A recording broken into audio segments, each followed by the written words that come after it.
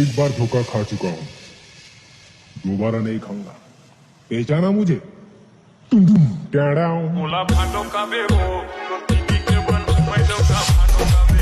मोला भाटो का बे हो तो दीदी के बन मैं दो का भाटो का बे।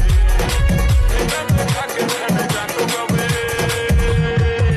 मोला भाटो कहूँगा मोर दीदी के बन में घर वाला भाटो को।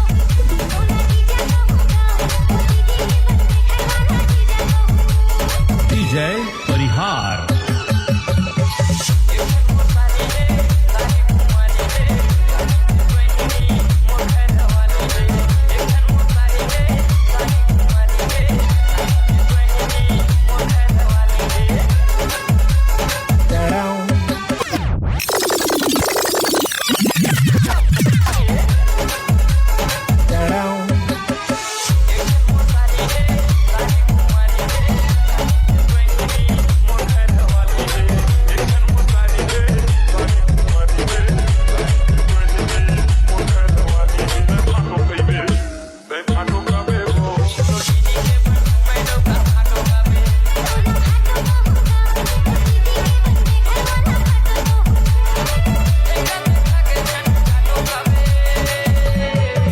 मोला भाटो का बे।